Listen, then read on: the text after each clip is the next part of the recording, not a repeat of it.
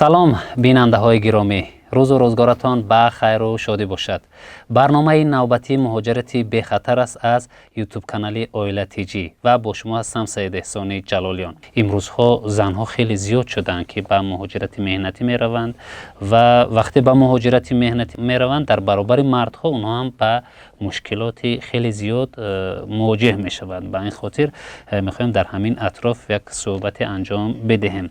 وقتی یک زن به مهاجرت می رود اول باید او چی را بداند تا به مشکلات که میگویند مواجه شدن مواجه نشوند. مرحبا. سلامت باشید. تشکر برای دعوت. در حقیقت این یک مسئله خیلی جدی است. خوب وقتی که شهروند ما که به خارج سفر میکند وای باید که همه جهتا نسبت به اون دولت تصور داشته باشد که کجا میرد، باید زبان داند، قانونگذاری اون دولت داند که وقتی وارد شدن با اون دولت با مشکلات روبرو نشوند. مهاجرت مهنتی یکی از عامل‌های پاشخوری عائله‌ها ارزیابی می‌گردد. در موردی که عائلوی سفر کرده‌اند، این از یک جهت اگر برای بلند برداشتن سطح اقتصادی عائله‌ها باشد، از طرف دیگر تاثیر منفی خود را در تربیت فرزندان می‌رساند. یعنی که نه همه عائله‌ها با فرزندان خویش به مهاجرت می‌روند. فقط پدر و مادر دو کسه میخیزن میروند، فرزندا در تربیه یا تقا یا عمک یا بیبی و بابا میستند که این البته به حالت روانی خود فرزندان یک تاثیر منفی در اخلاق و معنویات آنها یک کاستگری را به میان می آورد. حالت‌های شوهرای این زنایی که به مهاجرت مهنتی رفتند در اونجا یک عائله دیگر را به خاطر گرفتن شهروندی یعنی که برپا میکنند و اون عائله که در تاجیکستان از نگاه مسلمانی یعنی که عائله هستند ولی از نگاه قید دولتی بیکار شدگیان، در اینجا به سرپناه به خانواده یعنی که سرسان و سرگردان در چارچوب زندگی میمونند. معلومه در همینجا بود نکته که خودتون ذکر کردید، ولی چرا این ورقه که جدا شدن از عائله برایش میدن؟ چون میدونند هم مقنوط میدونند مثلا که همین ببینید درست است. ببینید وقتی که ورقه جدا شوی میگیرند البته رضایت هر دو طرف هم میپرسد. اما ریاست اسناد حالت شهروندی هم رضایت هر دو طرف هم میپرسد که همین پشتخوری عائله ها از جانب یک نفر است یا که از جانب هر دو جانب است و در موردی که زن معلومات کافی ندارد به خاطر آینده بهتری فرزندان خود از اندیشه اون که این شوهر او را به دام فریب میکشد و در اونجا مقصدهای دیگر رو انجام میدهد، یعنی که از این چیزا بخبر البته روزگی خود رو میدهد. این حالت ها هم هستم به نظر میرسند. خب تشکر میکنم. من خوش میکنم از کارگردان. یک قصه دارم از سرگذشت یک زنی که از همسرشون جدا شدن و با چی مشکل مواجه شدن و امروز به تاجیکستان آمدند و چی مشکل دارن. فضیلت همگی 48 سال دارد ولی زندگی دشوار و رنج و عذاب‌های مهاجرت این زنی تاجیک را بر محل پیر کرده است. از بس که سواد قضایی و یگان کسب و هنر نداشت، او مجبور شد به خاطر دریافت یک لقمه نان برای فرزندان زنده یتیمش مدت 13 سال در ملک روس قطار مردم در ساختمان کار کند. طوری که خود فضیلت میگوید کار وزنین و عذاب‌های مهاجرت عاقبت او را معیوب گرداند. من فضیلت عینویه سرم 34 بودم، از شوهرم جدا شدم، خستم رفتم. وقتی مهاجرت رفتید فرزندتون چند ساله بود؟ دخترکم 4 ساله بود، بچم 14 ساله. اما معلومات کسب هنر داشت؟ نه، صنف هفته تموم کردگی ما. خیلی کاری افتاد؟ آسان بود؟ آسان نبود. موزنکو قین ترکه. اینش کار گفتم، اینش پرسیدم، کاری افتاد، در اومده کار کردم. در کجا کار میکردی؟ استروی کودا کار میکردم. چی کار میکردی در من لاپوت کده دستم، بیل دستم میکندم، چپا میکردم، قطار مردم کار میکردم. در ساختمان کار میکردید؟ شرطنامه مهنتی داشتید؟ نه، شرطنامه نداشتم. پاتنت داشتم، رجیستر داشتم، با پول کوارتیر میدادم. هم که کودکا دیت کنن روی میکردم که کودکای ما گوش ننم. وقتی فرزندتون رو بردید به مهاجرت در اونجا مکتب میخوند؟ نه نمیخوند. من بودجه نداشتم که ما مکتب بونم. فرزندتون هم به معلومات بود؟ به معلومات بیشک هم خیلی کار کرده گشت قطیما هم خیلی که یا تیکه نانی ما خودمون یابیم زندگیمون رو بریم. روزی شد که کروبکای پارت افتیم در برنامه خور رفتم در پیش مترو ایستادیم. به عذاب نمیشه موجوده. زنکو میخوام که میرن عذاب نمیکشن. تیکای نان نداشتم خوردن. نه که میگفتم اوچجا من تینجم که شاید مادری من دلش زیخ نشود.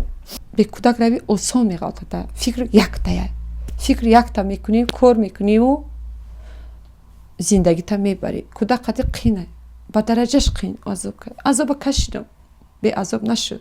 даже کودک من هزی کساله گردهش уже تمام شده. شما گفتید که مهاجرت من معیوب کرد. چی شد که معیوب شده؟ معیوبی برای چی که سر من مثلا گپ خیلی گپ زدن، تلفن قطعی گپ زدم هم خیلی غلط دیدم. سرم معیوب شد. 2000 من سر لیچنی نکردم. میون تماما معیوبه. شب سوخته میگیره. سر уже دیگه درد کرده میسته. 2 سال من کسالی کشیدم. بچه‌های تاجیک اپاجون این بندگیه. یکی نگذره بیو ما بلیت ما گرفتم شما دا بلیت گرفتن آوردن من در خانه دادرم زندگی میکردم. چند سال من در مهاجرت بودید؟ یا 13 سال شد. شما گفتید که به خاطر خریدن خانه است و به مقصدتون رسیدید؟ خانه جمع کردن نتونستم. خیلی کودککم در روی میکردم. خیلی مادری معیوب داشتم.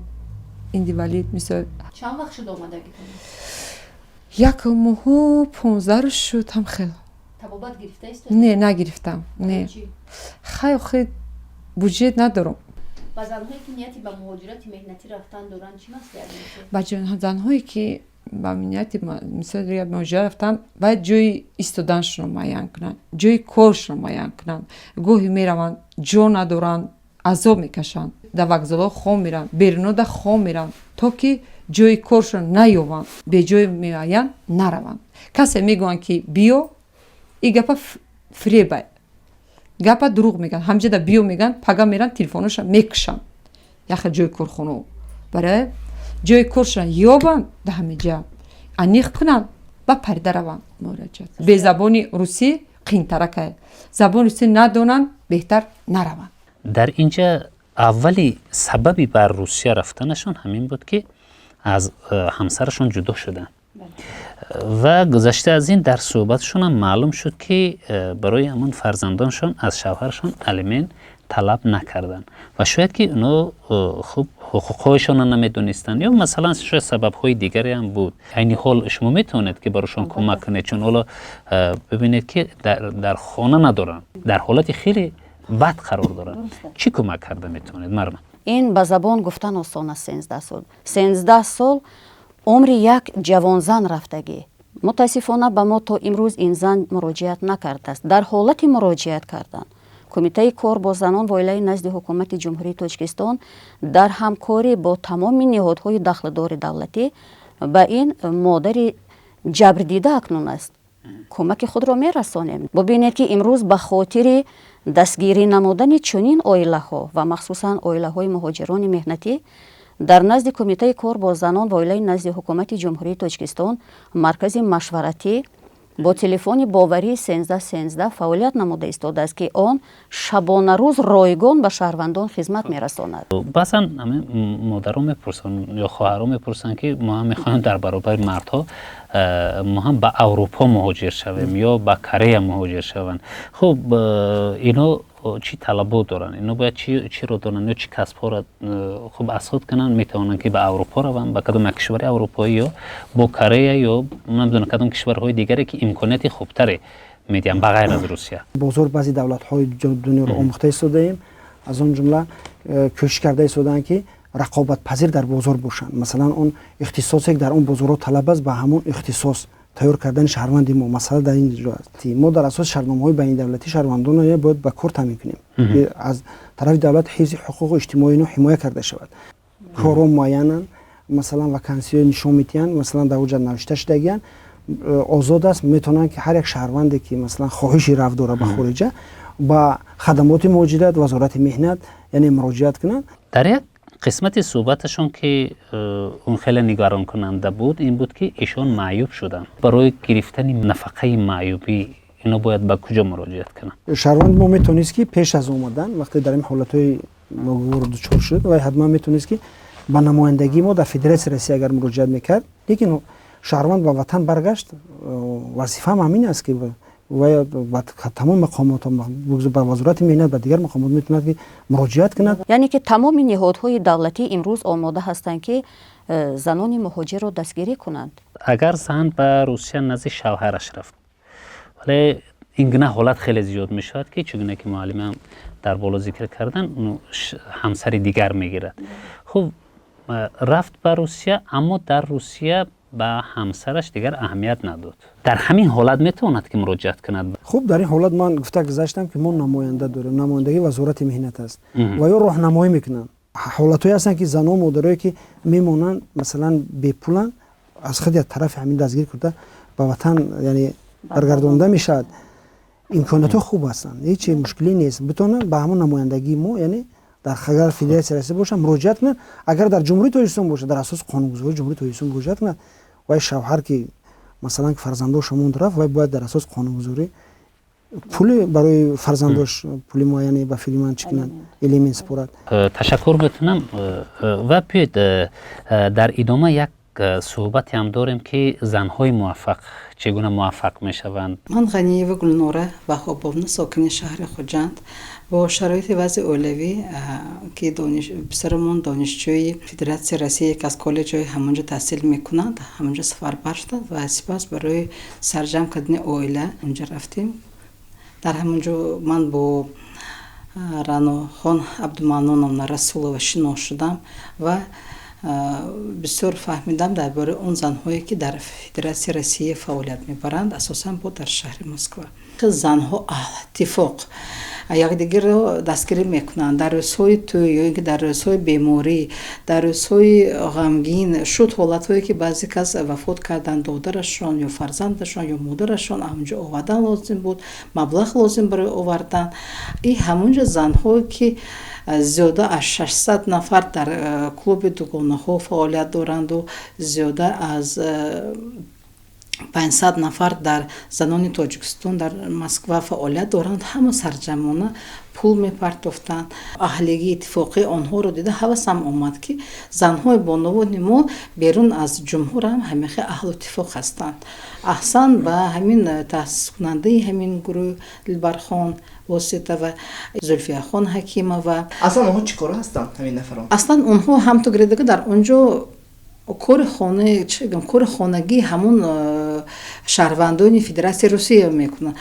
یکی بیمار نگاه میکنن، بیمارا هستن اونجا به پیرانسالایی که 80-70 گذشتگی آنها رو، یا اینکه جوانو آنها معیوب گروهی 1-2 هستن همونها رو نگاه میکنن، یا اینکه کودکایی که با بخچه باید که بخچه گرفت یا از مکتب گرفت با اونها نگاه بین کرد، اونها همیشه اساسا همین کار کرده مشغول می باشن.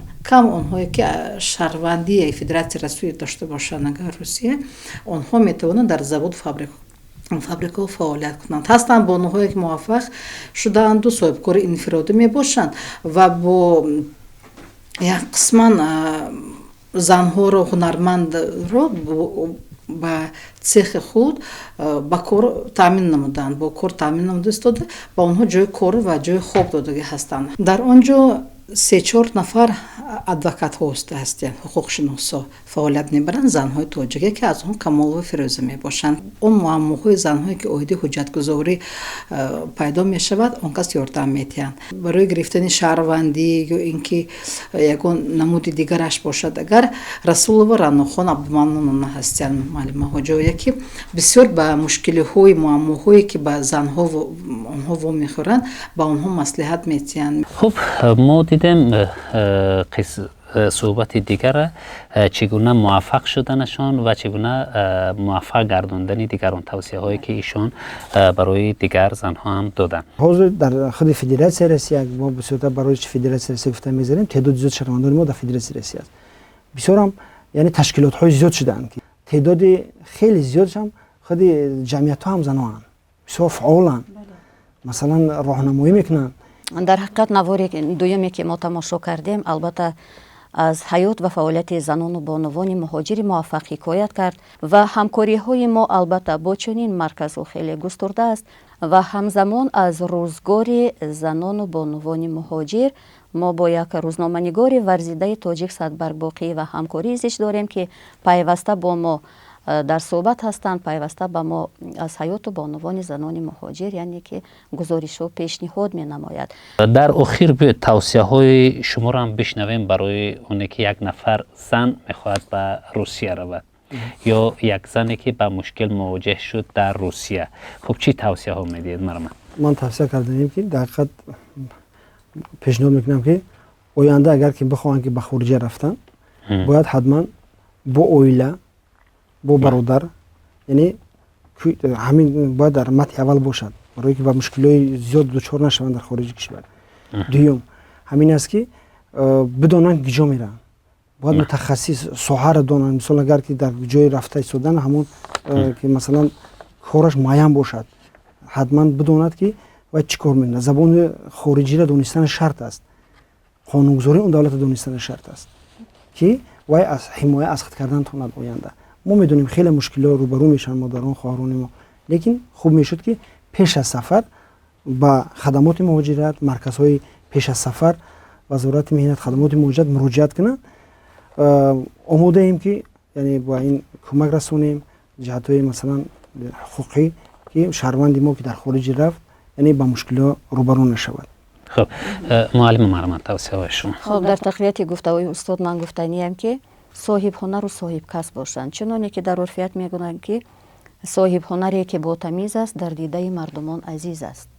یعنی اگر هنرمند باشد، اگر صاحب کسب باشد، اگر سواد کافی داشته باشد و از حقوق خود دفاع کرده تواند، او البته موقع خود را نه فقط در فدراسیون روسیه بلکه در تمام دنیا پیدا کرده میتواند.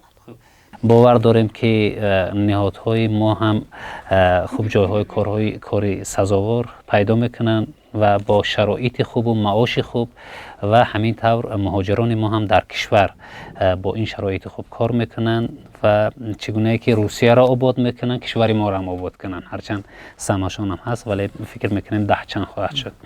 خب در اینجا من میخوام که با برنامه نوبتی مهاجرتی به خطر حسنی انجام ببخشیم. یادرس میکنیم که برنامه ما با دستگیری تشکیلات های در سمت مهاجرت آماده و پخش می شود و برنامه های دیگری برنامه مهاجرتی به خطر موضوع های دیگرش در برنامه های دیگر پخش خواهد شد، بحث خواهد شد. شما با کانال اویلا تیجی بودن رو فراموش نکنید. خیر.